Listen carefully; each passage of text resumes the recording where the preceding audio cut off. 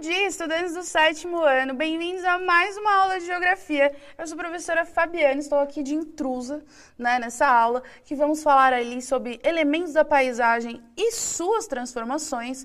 E ao meu lado, para ministrar essa aula maravilhosa, está aqui meu herói, esse homem perfeito, maravilhoso, entendeu? Faltam palavras para descrever, Antônio Russo.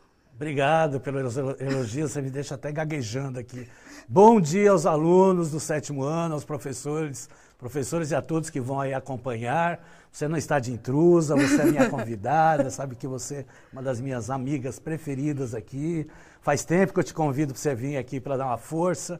E estamos aqui para falar sobre as paisagens aí, as suas transformações, os elementos, E é uma retomada de uma habilidade do 6º ano, que a professora Fabi vai falar isso, do que nós vamos trabalhar hoje.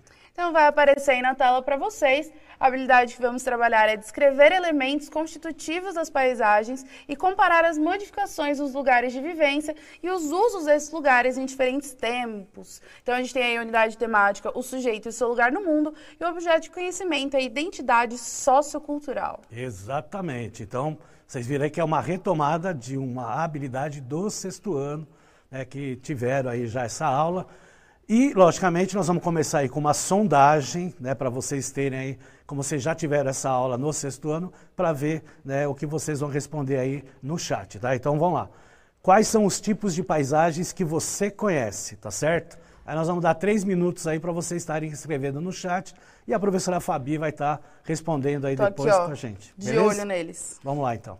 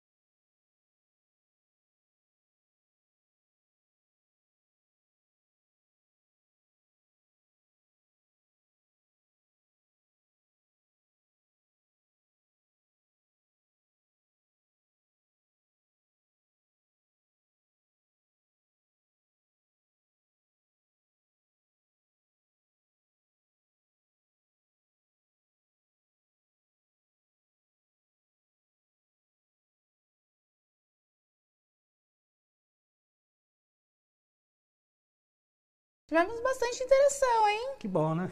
Achei animado. Então a gente tem alguns alunos aqui. A aluna Giovana, da professora Raquel, falou paisagem urbana, rural, vegetal aqui. Temos o que mais de alunos aqui bonitos? Né? A professora Thaís falou paisagem urbana, rural, cultural e natural. O Pro Natanael falou natural e cultural. Deixa eu ver se eu acho mais aqui. Mas a maioria tá ali, ó, natural e cultural, né? A Mariana, aluna do professor Kleb, eu acho, perguntou, cultural? Cultural. Então vamos ver, então. A gente vai ver, então, no decorrer das aulas, se essas respostas aí dos professores e dos alunos estão corretas. Então vamos aí para a primeira imagem, paisagem. Então a paisagem nada mais é do que o conjunto de elementos naturais ou humanizados, que também chamamos de culturais, que estão ao alcance do olhar do ser humano, apresentando constantes mudanças local, regional e mundial, né? Até a imagem aí mostra, né, vários tipos aí de paisagens que nós temos aí, né, principalmente aqui no Brasil, né, paisagens maravilhosas, que são paisagens aí humanizadas ou culturais e paisagens naturais, certo, pessoal? O interessante é que a gente, logicamente, tem como diferenciar, porque uma paisagem humanizada, ela já diz pelo nome, né? Ela teve alguma interferência do ser humano. Mesmo que mínima, a gente vai considerar essa paisagem já com uma transformação humanizada e cultural.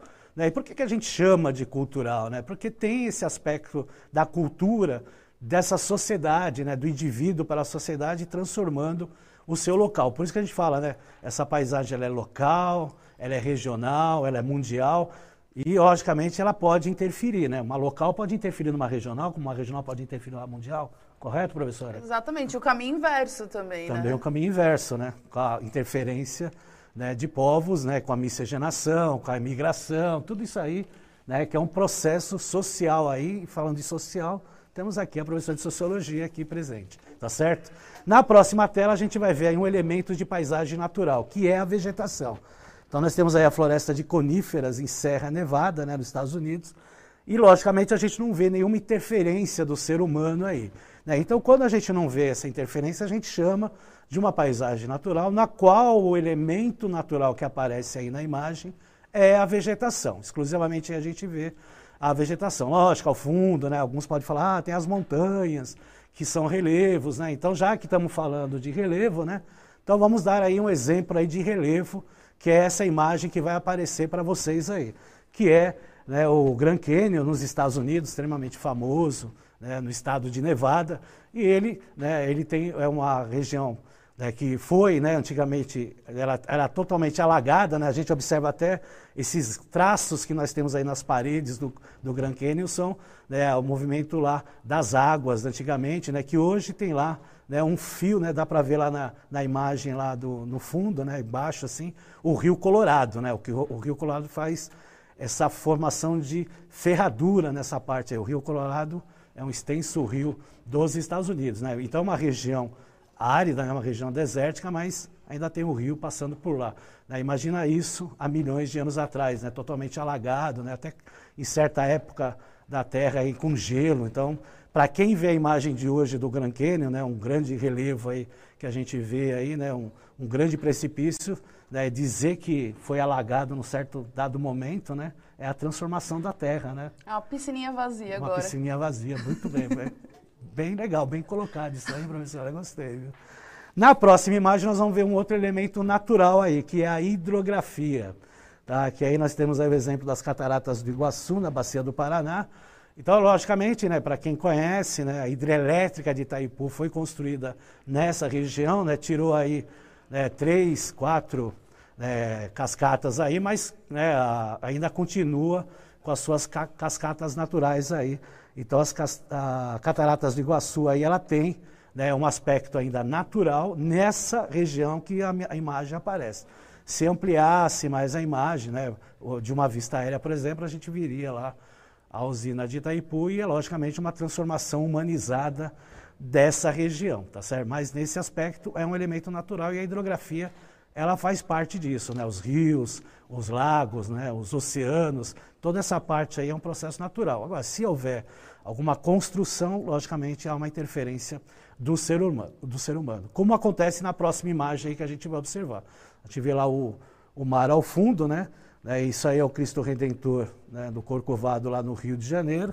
Então é uma imagem já culturalizada, né, humanizada, né, porque tem aí os aspectos de construção, de transformação do ser humano na natureza. Logicamente nós temos, né, uma outra visão também vegetativa de morros, que é a parte natural, mas em grande parte nesta imagem, né, a gente vai considerar que é uma imagem de paisagem cultural humanizada, porque boa parte dessa imagem foi construída aí pelo ser humano, né, como boa parte dos grandes centros, né, que tem lá as suas construções, as suas edificações, que até na segunda parte da aula a gente vai mostrar algumas imagens, né, mostrando o passado e o presente, né, a transformação também, né, da relação humana, né, na relação da paisagem humanizada, transformando ela com o passar do tempo.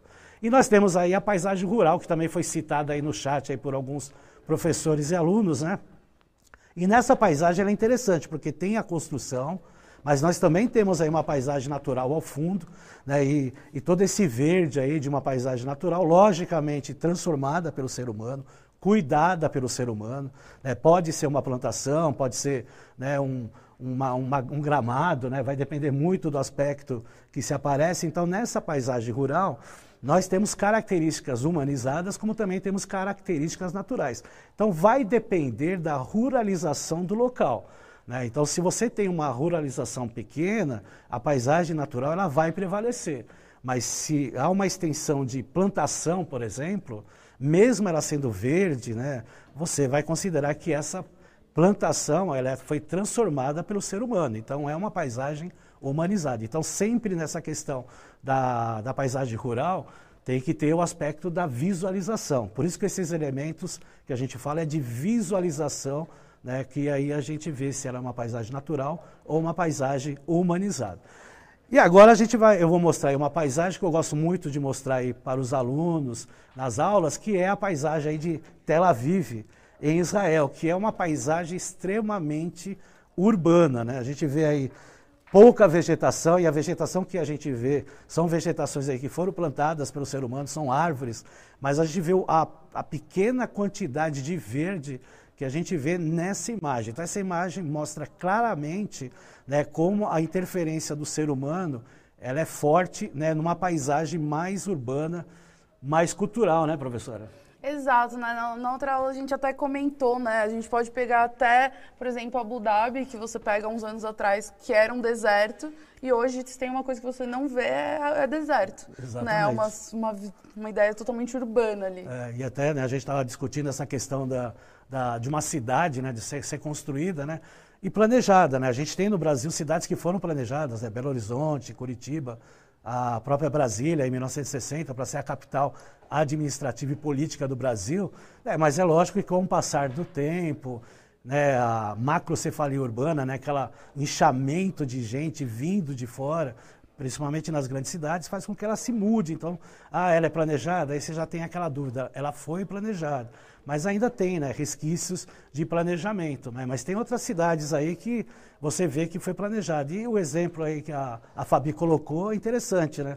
Porque você está no meio do deserto, que é uma imagem natural, e de repente você transforma numa cidade extremamente planejada, né, e extremamente organizada. E aquilo que a gente comentou, né, dinheiro, né, o dinheiro que foi injetado lá, exatamente, né, são os reis do petróleo, então fica até mais fácil de você planejar e colocar aquela cidade do jeito que eles gostam, certo? Vamos para uma atividade então? Bora lá. Então vamos lá. Então, ó, a gente quer saber de vocês aí, olhando essa imagem, né? Que tipo de paisagem você consegue ver nessa imagem? Que tipo de paisagem ela mostra? A gente vai deixar um tempinho aí para eles, 2 minutinhos.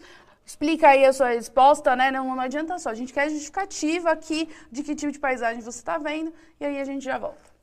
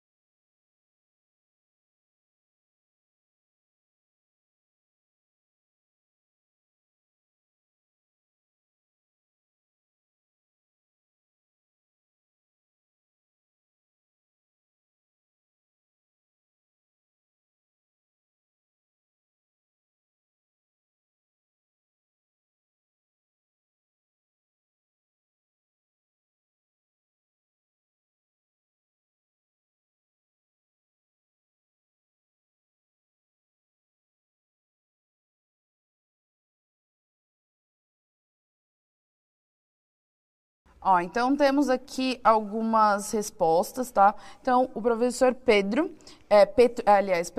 ele falou o seguinte: uma paisagem transformada pelo homem, que transformou a mata em área de pastagem, né? Professora Rosimeire, uma paisagem rural, mas com intervenção humana, né? Que são as casas. Então, a professora Marielle também, paisagem rural humanizada. A aluna Ana Clara também, paisagem rural humanizada, mas todo mundo aqui está falando que teve ali uma interferência do homem. Exatamente. Então é aquilo, né, que a gente falou anteriormente. Então a paisagem rural ela tem, né, aspectos próprios, né? Então que é o caso que o professor falou, né? O homem transformou a paisagem e fez lá uma pastagem. Perfeito. Então há uma transformação. É que as imediações de uma paisagem rural, ela tem também elementos, né, de uma paisagem, né, transformada pelo ser humano, ela tem elementos naturais. Então depende muito da paisagem que é vista, né, e de que ponto de vista que se faz. Então é interessante a gente sempre retratar isso. No caso aí, claramente a gente vê uma transformação do ser humano, né, mas com o passar do tempo, né, ela pode aumentar como pode ficar estático. Agora nós vamos fazer comparações de paisagens do passado com o presente, né? Então a primeira aí que a gente está observando é a Avenida Paulista, né? Uma fotografia aí de 1902, né? Aqui sabemos, né, que os barões de café dominavam essa região, né, com seus casarões, né? Então eles moravam já na Avenida Paulista, né? E a gente vê a Avenida Paulista de hoje, né? Mais recente, né, dessas características aí de movimentação, né, de ser uma área extremamente financeira, né, conhecida aí como o maior centro financeiro até do Brasil, até inclusive até da América Latina. Mas é interessante que a gente estava até discutindo na aula do sexto ano, né, Fabi? Parece que, né, passou de geração para geração, porque barões do café, o dinheiro estava lá, ciclo do café, né, e continuou com o ciclo financeiro, né, dos grandes bancos e agora da Bolsa de Valores, né? Acho interessante isso. Então parece, né, que se não é que seja coincidência ou não, mas se dá a impressão que as coisas parece que andam no mesmo eixo, né? Então, se a gente observa a imagem, né, da Paulista, dá a impressão que é uma área residencial, mas que moravam as pessoas que pertenciam àquele ciclo econômico do café, né? E hoje, quando você vai na Paulista, é a mesma coisa, é a parte financeira de São Paulo, do Brasil e até uma das mais financeiras aí da América Latina. Então é interessante a gente retratar isso. Então a paisagem ela tem essas circunstâncias de transformação, por isso que a gente fala em paisagem cultural, vem da cultura do ser humano, né? É interessante a gente retratar isso. A próxima imagem, né, é uma imagem do elevado Costa e Silva, né, construída em 1970. Você nasceu em que ano, Fabi? 92. Ah, então você não passou por essa, você já estava construído então o elevado. Então nós temos aí a construção do elevado com alguns edifícios, né, nas suas imediações, e aí quando a gente olha para a direita, da fotografia mais recente, a gente vê lá, praticamente a gente não consegue ver o elevado Costa e Silva, a não ser no centro da foto, né, porque grandes espigões foram construídos nessa região, que é, né, o centro da cidade, né, conhecido aí até como Centro Velho, né, uma das partes aí do centro antigo aí de São Paulo, e obviamente as edificações foram se construindo nas imediações, né? Hoje, para quem conhece, né, o elevado Costa e Silva, aí, o famoso Minhocão, né, ele é fechado à noite, né, Fabi? E final de semana fica para lazer aí, porque por várias décadas os moradores reclamaram do barulho, da poluição que se fazia. Fecha para o pessoal dormir, né? Fecha para o pessoal dormir e fecha no final de semana para as pessoas se divertirem. Já teve até casos aí de se pensar em demolir, né, o Minhocão. Só que o Minhocão, ele ajuda, né, São Paulo de certa maneira com a sua locomoção, porque ele liga a Zona Oeste com a Zona Leste, apesar dos seus problemas. Então também tem essa questão da infraestrutura, principalmente quando a gente fala de cidade de São Paulo, né, que é extremamente urbanizada, tá certo? Bom, a próxima é o Vale do Anhangabaú, né? O Vale do Anhangabaú, nós temos aí a foto antiga do Vale do Anhangabaú, fazendo uma comparação dessa foto recente, assim, nem tanto, né? Porque já teve uma mudança. Teve uma outra mudança, né? Justamente, você estava falando que a paisagem muda, ela já mudou. É uma foto recente, mas já houve uma mudança ali na paisagem do Anhangabaú. Exatamente. Mas como eu quis pegar uma imagem assim bem parecida, para vocês verem assim, a paisagem se transforma, mas ela pode ficar até um pouco parecida. Lógico que os edifícios são diferentes, né? Mas tem ainda, né, para quem for lá no Vale do Gabão, ou para quem já conhece, sabe que alguns edifícios aí que aparecem na imagem ainda existem, né? Até porque são, né, edifícios tombados aí. Mas é interessante que há uma transformação, mas se preservou alguns pontos aí, como as praças, por exemplo, né? As praças são bem parecidas com as praças que tinham aí na fotografia do início do século XX. Os edifícios não, foram aparecendo, né? Também é uma região de comércio, né? De econômico também, então é uma região aí, né, que foi crescendo, né, com os ciclos que apareceram aí na cidade de São Paulo. A próxima imagem que nós vamos ver aí é da Praça da Sé.